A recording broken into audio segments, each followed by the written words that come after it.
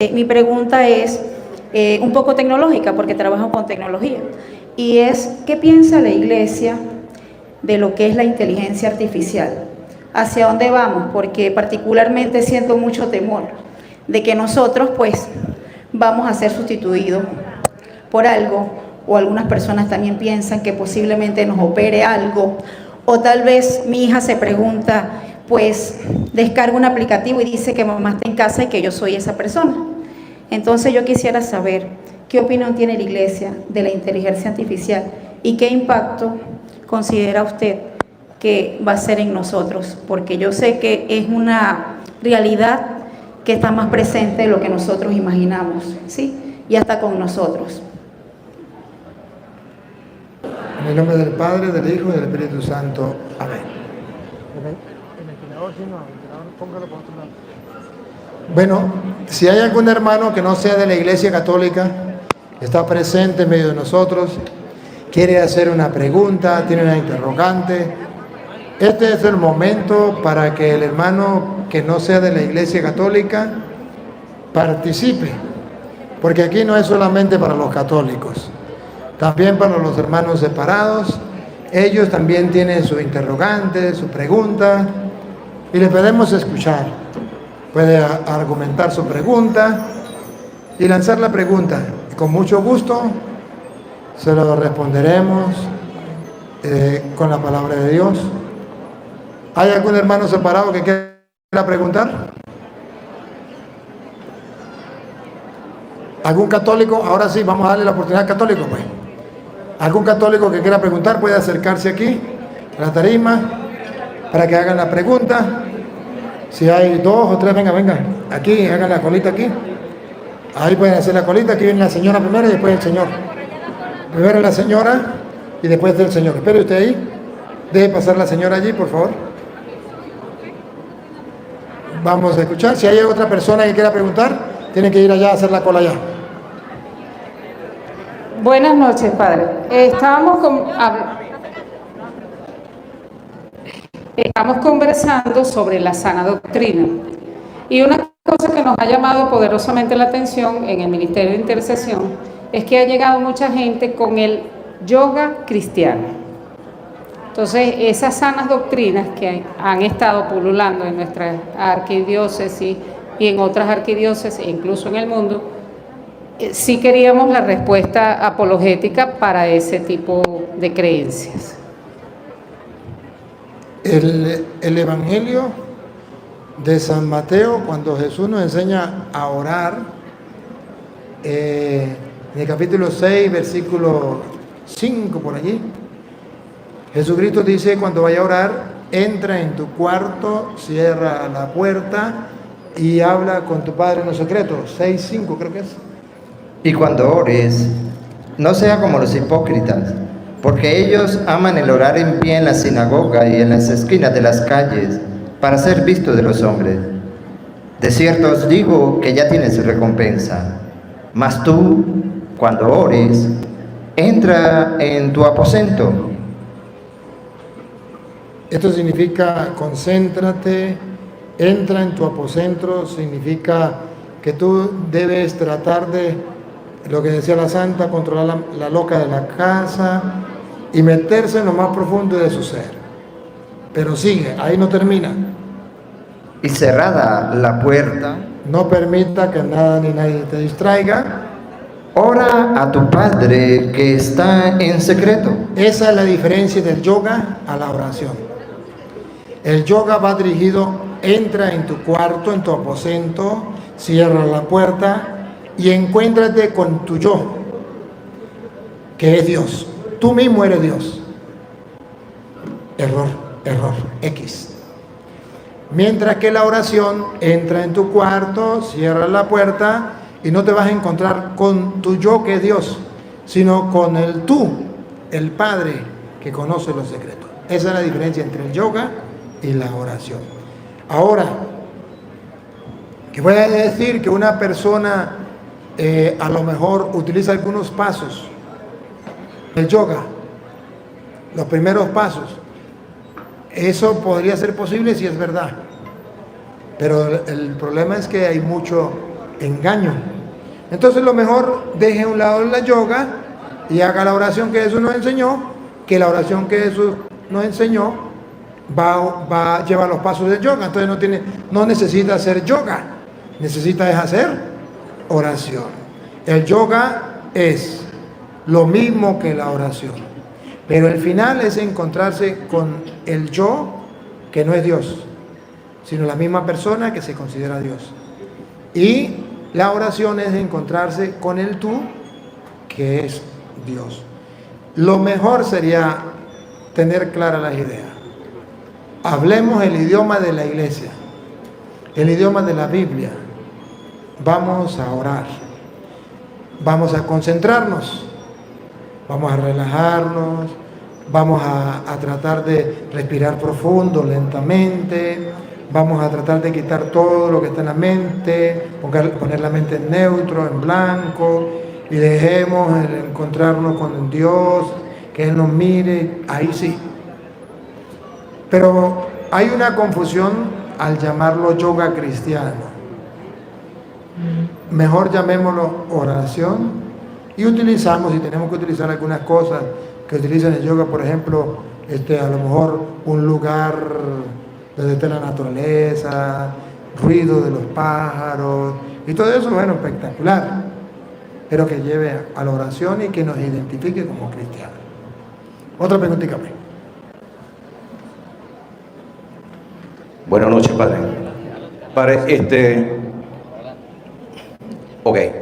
dos preguntitas.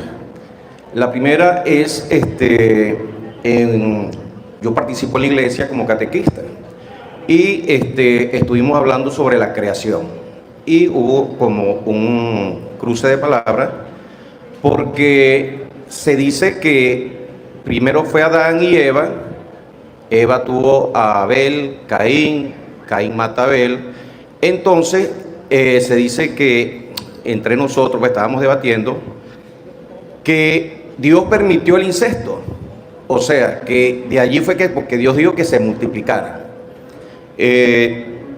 Yo quisiera que usted nos aclarara ese punto, cómo fue la multiplicación, cómo se reprodujo las personas en el mundo, si fue entre Adán y Eva y sus hijos, y bueno. Y la otra es, padre, que yo recibí una invitación, ¿verdad?, para una formación, y fueron unos jóvenes, ¿verdad?, que estaban dando la formación, y la formación trataba de unos temas que eran controversiales en la Iglesia Católica: el aborto, la santería, el género, igualdad de género, y me pareció muy interesante porque sí, eso está en la palestra, pues. Pero lo que a mí me llamó mucho la atención es que este grupo de jóvenes estaban enseñando todo lo contrario de lo que enseña la Iglesia Católica. Ellos dicen que el aborto es permitido por Dios, porque Dios nos dio a nosotros el libre albedrío. Entonces, que nosotros como personas tenemos que darle seguimiento y acompañamiento a la muchacha, a la persona, porque Dios le dio libre albedrío y lo que ella decida se respeta, que debemos respetarla. Y sucesivamente, con la santería igualmente dijo que eso es, son ritos, que son tradiciones, como la iglesia también tiene ritos, o sea, y la formación fue caminando de esa manera que era totalmente lo contrario de lo que la predica el Evangelio de Cristo. Entonces yo quisiera que usted nos hablara también sobre eso. Comencemos por la segunda. La doctrina de la iglesia es la misma doctrina de Cristo, es lo que está en la Biblia. No matarás, cualquier persona lo entiende. El que quiera poner otra cosa, pues lo pone y está el libre albedrío. El libre albedrío existe, pero no quiere decir que yo tenga que apoyar el pecado. Yo tengo que apoyar a la persona que ha pecado. Si la mujer abortó, yo no puedo agarrar y meterle un tiro, o que se muere y no le tiendo la mano. Hay que ayudarle. Pero la primera ayuda es decirle que eso es pecado. Si digo que eso no es pecado, ya estoy fuera de la doctrina de Cristo. Es pecado. Los santeros y babalaos, es pecado. Decir que no es pecado es estar en contra de la doctrina de Cristo, y ya la persona tiene que decidir: ¿enseña la doctrina de Cristo o enseña lo que a él le da la gana? Así de sencillo. Pero es cultura.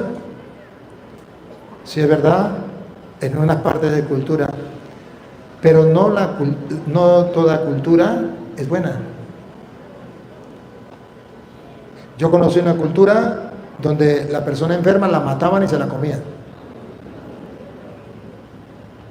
Eso es cultura. Pero eso no es el Evangelio. Ahora, ¿y cuál es la tarea del cristiano? Evangelizar la cultura. Eso es lo que hicieron los apóstoles, evangelizaron la cultura, porque la cultura estaba mundanizada y hay que evangelizarla. No es contaminarme.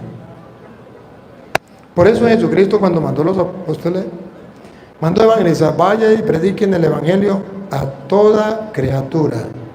Tengo que ir a predicar el evangelio. El que crea se salvará, el que necesita creer será condenado. Jesucristo mandó a hacer ese trabajo. El trabajo de nosotros no es adaptarme a las culturas humanas. El trabajo de nosotros es evangelizar las culturas y decirle a la gente: esa es su cultura. Pero eso no es correcto. Por esto, por esto, por esto y por esto. Y ayudarle a salir de ahí. Eso se llama evangelizar. Lo contrario sería simplemente adaptarme a lo que la gente quiera hacer y no creer en el Evangelio. Necesito creer. Por eso, cuando Jesucristo habla en Marcos 1:15, el Evangelio de San Marcos 1:15, para Jesucristo, ¿qué es la conversión? Para los protestantes la conversión es dejar de tomar licor. Para los protestantes la conversión es dejar de tener imágenes. Para los protestantes la conversión es dejar de bailar. Para Jesucristo la conversión es otra cosa. Escuche. Diciendo: el tiempo se ha cumplido y el reino de Dios se ha acercado. Arrepentíos y creed en el Evangelio. La conversión es creer en el Evangelio. Esa es la conversión.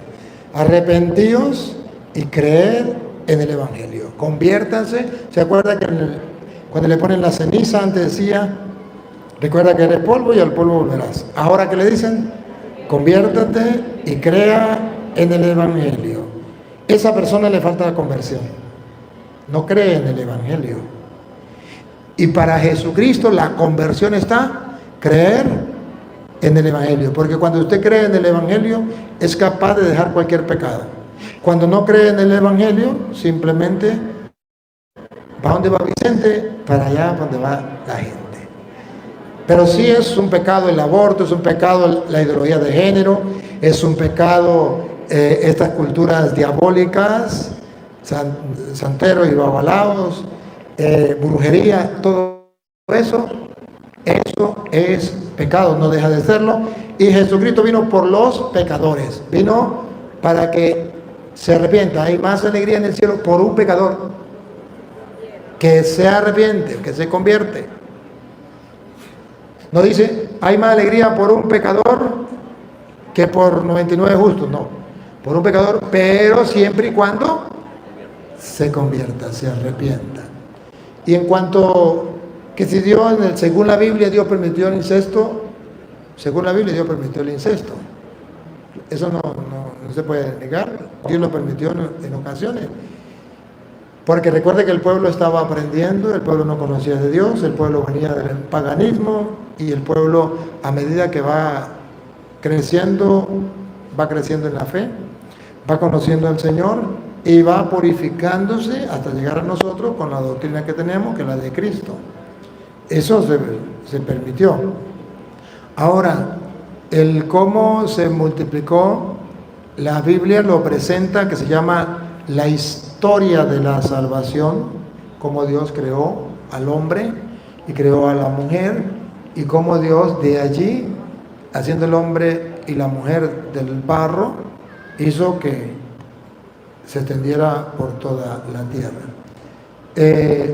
Como es la historia, algunas personas piensan que tiene que ser la historia como la historia de Simón Bolívar o como la historia de Martín Lutero, historia. La Biblia es historia, pero no es historia como la de Simón Bolívar, como la de... La historia de cómo Dios está, desde antes de crear al hombre, juega un papel muy importante en la humanidad. Crea el mundo, crea al hombre, y todo depende de él, y todo lo que está en la Biblia es la historia de la salvación, cómo Dios actuó en el hombre desde el comienzo.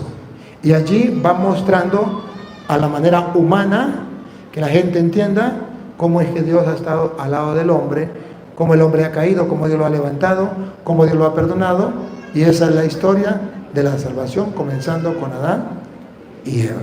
Entonces, no se trata simplemente de decir, Adán fue una persona como tal, una sola persona como tal, Eva una sola persona como tal, o no. Se trata de que sea la historia de la salvación, y yo tengo que aceptarla, yo tengo que creerla, porque de ahí viene la fe de que no venimos del mono, que no venimos de una bacteria, sino que venimos de Dios. De ahí viene la fe de que usted y yo somos barro, y al barro, al polvo, tenemos que volver. Toda esa historia está ahí en ese relato. Entonces ese relato es historia de la salvación, pero no es una historia como la historia de cualquier ser humano. Gracias, padre. Una hermana separada. Hay una hermana separada de otra iglesia. Le damos un aplauso a la hermana.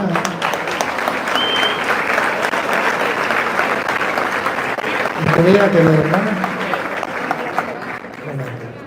Hermanita, estamos compartiendo la palabra de Dios y estamos dando chance para que pregunten y den respuesta. Aquí, mire, de medio lado, no, de medio lado aquí medio lado, ahí para que la cámara vea. La idea es compartir. Usted puede hacer su pregunta, yo con todo el gusto, si puedo se la respondo, y si no puedo, pues le digo no tengo respuesta. ¿Sí? Usted puede incluso argumentar su pregunta, ¿por qué esto? Si nosotros, por ejemplo, nosotros creemos esto y esto, entonces yo le puedo dar una respuesta. Pero sí me gustaría primero que dijera a qué iglesia pertenece, y para que usted se presente, y si es pastora, por pastora, y si es oveja, por oveja, usted dice, y luego me dice la pregunta, pero vuelvo y repito, usted puede argumentar su pregunta. Yo pienso esto, por esto, por esto y por esto, ¿usted qué opina de esto? ¿O por qué la Iglesia Católica enseña esto, y yo le respondo, ¿sí? Bueno, primero que nada, buenas noches. Bendecida de estar acá. Pido un aplauso para el Padre Toro por estar aquí acompañándonos. De verdad que me siento una mujer privilegiada y bendecida. Pertenezco a las Buenas Nuevas de Caudare, pues sin embargo amo sobre todas las cosas a nuestro Dios, ¿sí? Y a su Hijo, nuestro Señor Jesucristo. Entonces, mi pregunta es un poco tecnológica, porque trabajo con tecnología, y es, ¿qué piensa la Iglesia de lo que es la inteligencia artificial? ¿Hacia dónde vamos? Porque particularmente siento mucho temor de que nosotros pues vamos a ser sustituidos por algo, o algunas personas también piensan que posiblemente nos opere algo, o tal vez mi hija se pregunta, pues descarga un aplicativo y dice que mamá está en casa y que yo soy esa persona. Entonces yo quisiera saber qué opinión tiene la Iglesia de la inteligencia artificial y qué impacto considera usted que va a ser en nosotros, porque yo sé que es una realidad que está más presente de lo que nosotros imaginamos, ¿sí? Y hasta con nosotros.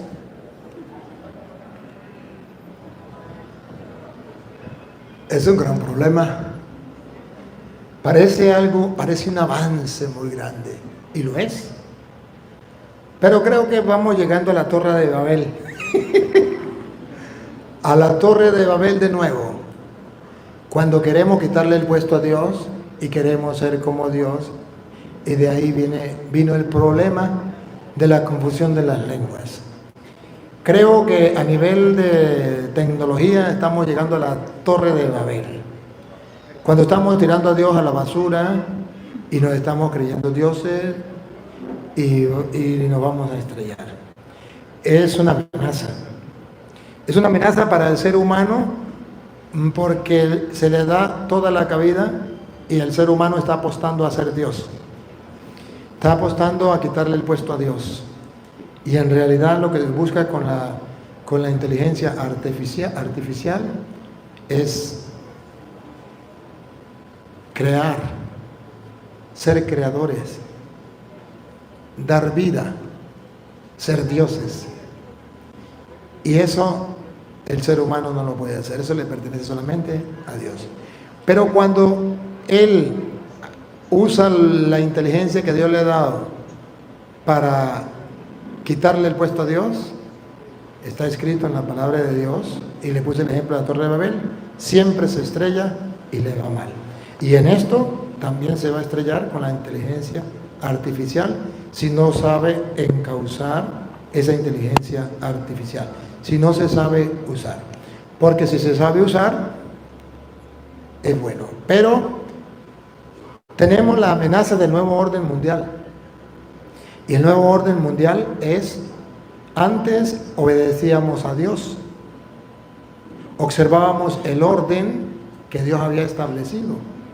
Ahora quitemos a Dios y nosotros ponemos un nuevo orden, y eso se llama nuevo orden mundial. Y es lo que se llama la Agenda 2030, que se busca sacar a Dios de todos los hogares, de todos los liceos, de las universidades, de todos los países, y hacer que el hombre crea en el hombre y no crea en Dios. Han avanzado bastante, se han metido en todos los países, incluso las ideologías, las muertes, las guerras y todas estas cosas es precisamente movido por esa gente que tiene mucho dinero y quiere imponerse en el mundo. Es una amenaza, es la autodestrucción del ser humano que va camino hacia allá por quitar a Dios. Pero ojo, no me quiero quedar ahí. Quiero darle una esperanza y una alternativa. Eso se puede superar. Y se puede superar de una manera, no más.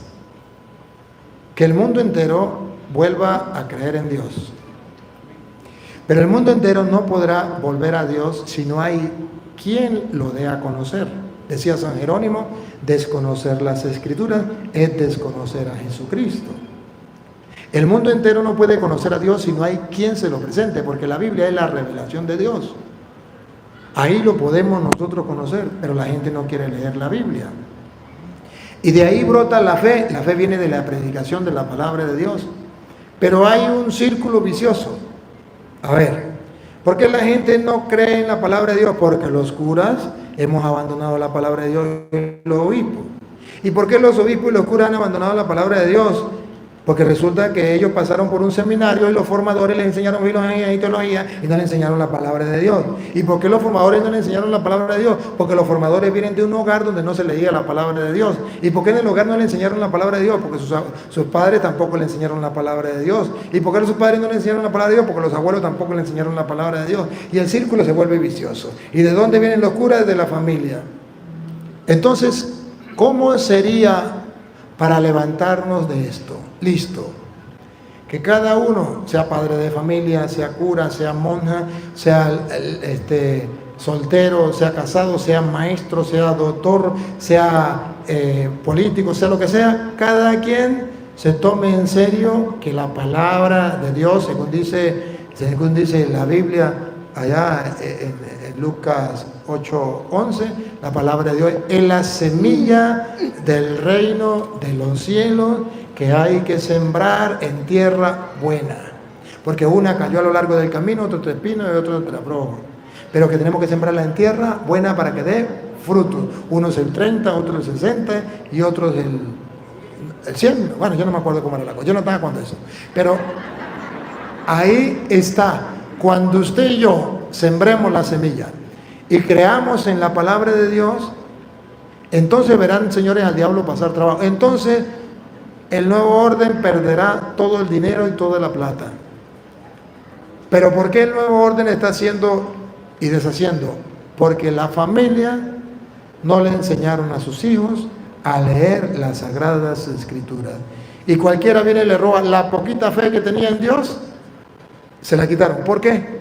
Porque la semilla no la sembraron. Escuche, 8:11 de San Lucas. Esta es, pues, la parábola. La semilla es la palabra de Dios. Y los de junto al camino son los que oyen. Y luego viene el diablo y quita de su corazón la palabra, para que no crean y se salven. El mundo está ahí. El diablo le ha robado la palabra para que no crean ni se salven. Como usted y yo lo sabemos, ¿qué deberíamos hacer? Sembrar la semilla. Si ustedes no lo hacen, el problema de ustedes, yo lo estoy haciendo. Y lo estoy haciendo para que ustedes lo escuchen, para que lo crean y comiencen a hacerlo. Nunca es tarde, nunca es tarde. Siempre se puede comenzar. Y Jesús, para que siempre comencemos, dijo que una vez el rey mandó a trabajar a unos a las 5 de la mañana, otros a las 9, otros a las 12, otros a las 3 de la tarde y a los últimos a las 5 de la tarde. Y cuando fue a pagar, comenzó por lo de las 5 de la tarde para enseñarnos que nunca es tarde, que siempre se puede comenzar, aunque ya esté al final de mi vida, 5 de la tarde, cuando ya todo ya estoy escarracado ya, viejito, que ya no puedo ni leer, pero no importa, ahí puedo comenzar a hacerlo.